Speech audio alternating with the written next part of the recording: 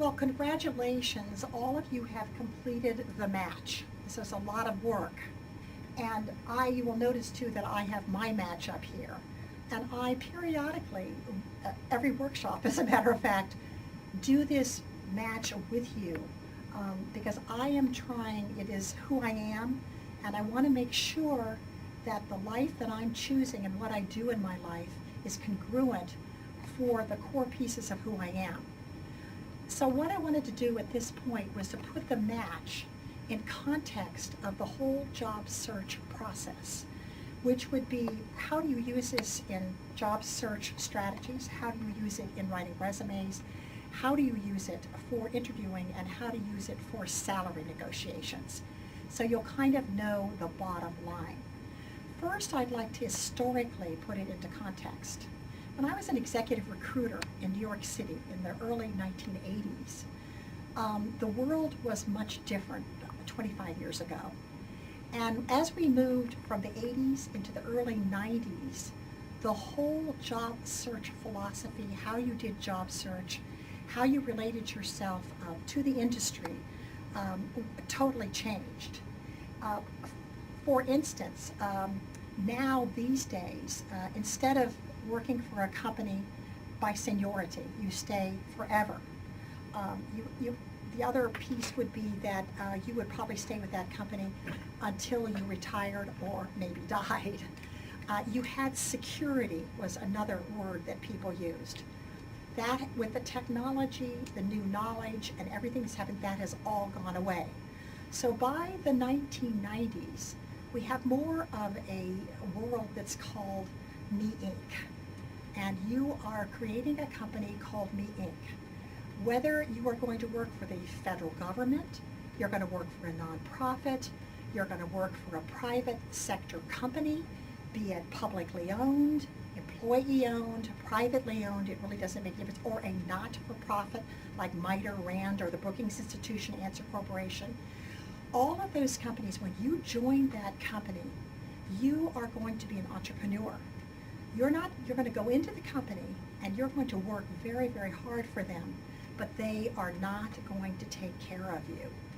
You're going to work there maybe 3 years, 5 years, 7 years, and then the world changes. Either chaos happens to the economy and they downsize or go somewhere, they decide to downsize, or they add new products or services to their product, and you are gone. Or you decide to leave because they are not doing what is your gifts, the things that you're really, really good at. So you kind of own a company within the company called Me Inc. And this match is one of the products that you create with this company. During the 1980s, I worked in the banking industry, and every workshop, I did one workshop in sales skills, and I did another workshop in negotiation skills.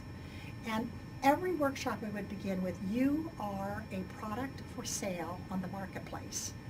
You have a unique features and benefits. The rules of sales are to know your product and to know the marketplace. Well, that's very interesting, but you come back. This is product knowledge that we're talking about. That then lands to what happens today we call branding, a term that you're going to read in Fortune and Forbes about branding yourself. This is product knowledge and how you, as the PR person, put yourself out there. So the match is the product knowledge piece, going inside. I have asked you during the workshop, during homework assignments, and in activities in the workshop to do a series of exercises. And after you got finished doing the exercises, you documented the results on the match as I have done. And what I wanted to do is that I wanted to go through this for just a few minutes and to tell you how then you would use this, as I said, to help you in the job search process. One thing I want to really emphasize is this is a big transition. And I hope as you've done these exercises, if your spouse happens to be in the workshop, obviously she or he is going through this process with you. But if they are not here, I think this is a very, very good time as a family team to sit down and for you to share what your goals and objectives are.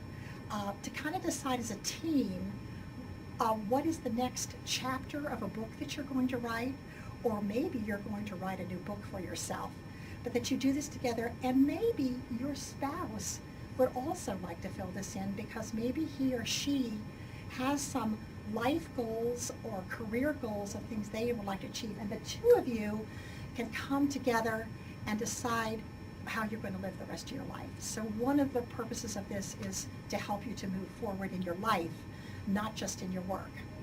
So what I would like to do, we started with a skills assessment, and we did Richard Bowles, What Color's Your Parachute? And these are your core competencies, and I asked you in the workshop to choose 5, 6, or 7 skill sets or competencies that you were good at and that you love to do. This is the good at and love to do piece. Now, when you have these keywords, you've heard about keyword searches in the private sector, in the federal government, in the private sector. These are your keywords. So when you start reading job announcements, and if you don't see any of your skill sets in those job announcements, one question you're asking yourself is this the right match for me? So you're looking for these. If you go through a federal announcement, they look at keyword searches. If you don't see any of these keywords in there that match who you are, then you might want to say, do I want to spend the time applying for this particular position? But I also want to say that this is what you love to do. Because you're in the military, you have had a whole career, between 30 and 40 years probably, of serving your country and accomplishing the mission. So you have many skill sets that are not up here, that you didn't put up here, that you may never want to do again. And that's the good question. But I'm not telling you shouldn't apply for those jobs that have those skill sets. I'm just saying that if this is what you love to do, and you apply for jobs that have totally different key skill words than you have, then you have to stop and say, do I want to apply for this? And you may. It may be a position of decision making or influence that you want to continue to do, and you decide that it may be that they will pay you a lot of money for doing something that you don't particularly enjoy doing and that you would like to fill the coffers for estate planning for your family. There are many reasons you may not use these exact skills, but the whole point is that if you want to get closer to what you love to do, then you want to get these keywords should be a part of your 30-second commercial.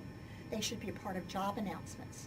They should be part of stories that you tell about each other. So if I say I influence verbally, then I'll say prove it to me. Give me a specific instance where you influenced someone verbally, and I want you to tell me the context. I want you to tell me the actual problem that you solved. I want you to tell me the solution that you came up with, and I want you to tell me the result. That's an accomplishment-oriented statement for resumes. It's the piece of stories that you can tell in the interview to prove that you're good, and it's a part of the federal application, which would be ECQs, Executive Core Qualifications, or KSAs, that you may fill in.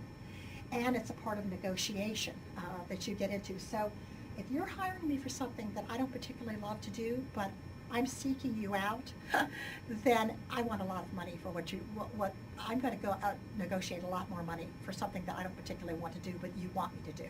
So it affects the whole job search process. We did exercises on work preferences. This is how you work.